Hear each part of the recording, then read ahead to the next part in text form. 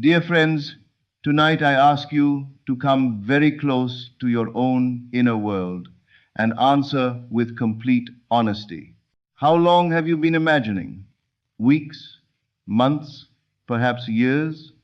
You have sat in silence, closed your eyes, and pictured the life you desire, the home, the relationship, the freedom, the abundance, the bank account, the healed body, the answered prayer, and then you opened your eyes and found nothing, or almost nothing, a faint sign here, a coincidence there, a moment that seemed to whisper possibility, only to fade again into ordinary life. Nothing yet that looks like the full promise you have carried in your heart. Nothing yet that seems worthy of all the faith, all the repetition, all the time you have given it. And somewhere in the hidden chambers of your mind, a quiet and dangerous thought has begun to form. Perhaps this does not work. Perhaps I am doing something wrong. Perhaps imagining is only a beautiful escape for those who cannot face reality. If that voice is familiar, then stay with me. Because tonight I want to show you that you are not wrong, that something is not working. You are merely wrong about what is failing. It is not imagination that has failed you. It is the way you have been taught to use it. Most people, and I mean most people, imagine from the wrong place, with the wrong attitude, and in the wrong state. They treat imagination as if it were a decorative exercise, a pleasant mental picture, a clever form of hope. And then they wonder why the outer world remains unchanged. But imagination is not decoration. Imagination is creation.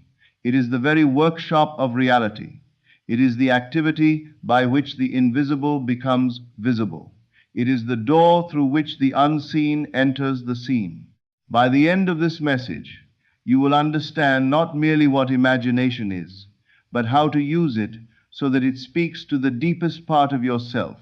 You will understand how to enter a state in which the wish fulfilled is no longer a fantasy, but a fact within consciousness. And consciousness, my friends, is the only reality from which all things arise. I am not asking you to believe me blindly. I am asking you to observe your own inner response. For when you understand how the mind accepts an experience, you will never again approach imagination carelessly. The first great truth is this: the mind does not make a rigid separation between what is vividly imagined and what is physically experienced.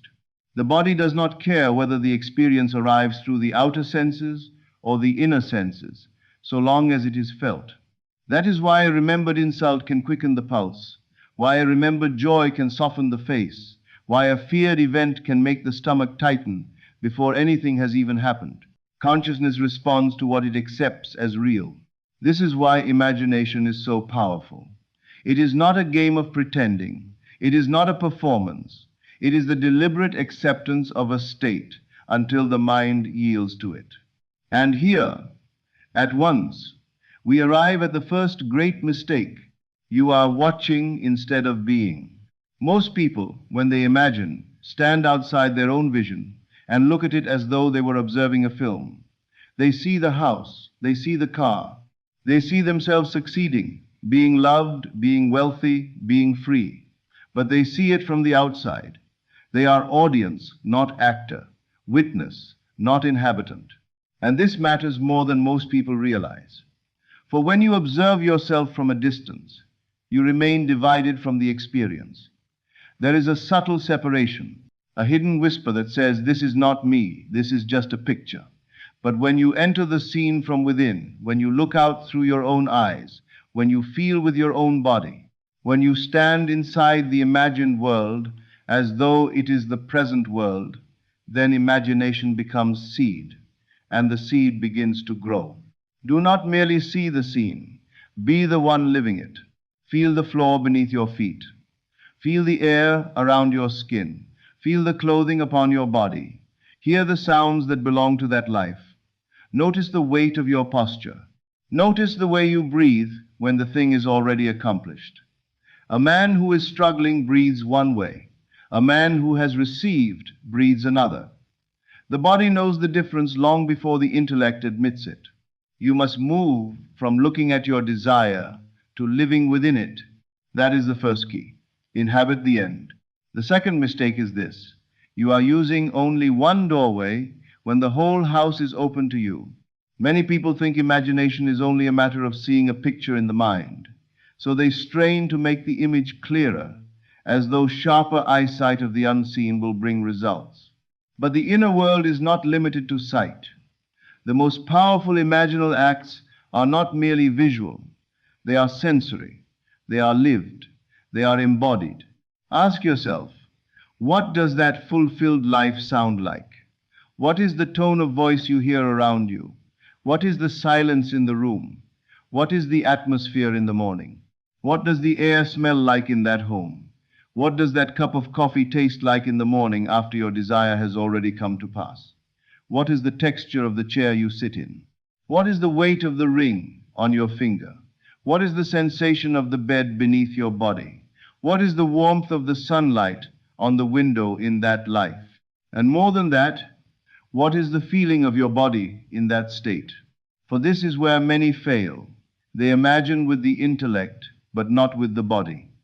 Yet the body must be included. Imagine the posture of one who has already received. Imagine the shoulders at rest. Imagine the breath that flows without striving. Imagine the chest no longer braced against disappointment. Imagine the face no longer carrying the tension of waiting. This is not a small thing. The body is always preaching to the subconscious. The body is always declaring what state is occupied. And if your body still speaks of lack, your imagination must teach it a new language. Do not create a picture only. Create an atmosphere. Let imagination become a complete experience. Let it involve hearing, touch, breath, posture, temperature, movement, and stillness. The more complete the experience, the more fully it is accepted within you. The third mistake is this. You are imagining without feeling. And this is perhaps the most important point of all. There is a vast difference between thinking about how wonderful something would be and actually feeling the truth of it within yourself. There is a difference between the idea of joy and joy itself. There is a difference between thinking, wouldn't it be lovely if I were free, and actually feeling the freedom so deeply that your whole being relaxes into it. The subconscious does not respond to intellectual arguments. It responds to conviction, and conviction is not a sentence in the mind. Conviction is a state felt within. You may picture a beautiful scene and yet remain inwardly unchanged. You may repeat words and yet remain emotionally untouched. But when the feeling is real, the whole being changes. The breath changes. The face changes. The chest changes. The inner atmosphere changes. And when the inner atmosphere changes, the seed has been planted. So when you imagine, do not ask first, is the image clear? Ask instead, is the feeling real? Maybe the feeling is peace. Maybe it is relief. Maybe it is gratitude. Maybe it is safety. Maybe it is the quiet certainty that the thing is already yours. Whatever it is, let that be the heart of your imaginal act. For the image is only the shell. The feeling is the life within it. If you have the feeling, the image may fade and still the work continues. But if you have the image without the feeling, you have only a daydream. This is why Neville always emphasized the feeling of the wish fulfilled, not the fantasy of the wish, not the hope of the wish, the feeling of the wish fulfilled. That is the secret. That is the door. That is the language of the soul. The fourth mistake is this. You are entering your imaginal act in the wrong state. This is another reason why so many people struggle. They try to imagine while mentally tense, mentally loud, mentally busy. They attempt to create from the very state that questions, resists, and analyzes. But the conscious mind is a gatekeeper. In its ordinary waking condition, it examines everything and says, is this real? Is this possible? Is this reasonable? Is this like what I already know? And if the answer does not satisfy it, it places resistance in the way. That is why the state is so important. You must enter a drowsy, relaxed, receptive condition. The state just before sleep is especially powerful because the critical faculty loosens its grip, the body grows heavy, the mind softens, the inner sensor grows quiet. In that state, your imaginal act passes more easily into the deep, accepting part of consciousness. This is why the state akin to sleep is so precious. It is not sleep itself, but the threshold of sleep. It is the doorway between the outer world and the inner world. It is the moment in which the conscious mind yields and the subconscious receives. In that state, what you imagine is not merely thought, it is impressed. Therefore, do not make the mistake of trying to force imagination in the middle of mental noise. Quiet the body, slow the breath. Let the mind become still enough to receive. Then enter the scene as though it were already true. Now I want to give you something even more practical, because what you choose to imagine matters just as much as how you imagine it. Most people imagine the journey. They imagine themselves trying, striving, building, chasing, reaching, climbing, and working toward the desired end. And while this may feel productive, it often encodes the very sense of lack they are trying to escape. For in the journey, the thing is still ahead. The desire is still not yet fulfilled. The state is still one of becoming, not being. But what should you imagine? The end, not the effort, not the struggle, not the long road, the end state. Imagine the brief, specific, ordinary moment that would naturally exist after your desire has already been fulfilled. Not the dramatic climax, the quiet after it. Not the proposal, but the morning after, when you wake in the certainty of being loved. Not the signing of the contract, but the calm of sitting in your own office with your coffee, knowing this life is now yours. Not the announcement, but the normal Tuesday afternoon in the world where the thing is simply done. This matters deeply. For if you imagine the journey, you may remain in the emotional vibration of striving. But if you imagine the end, you place yourself in the state of having. And the subconscious is not moved by your effort. It is moved by your state. Therefore, make the scene simple. Make it brief. Make it ordinary.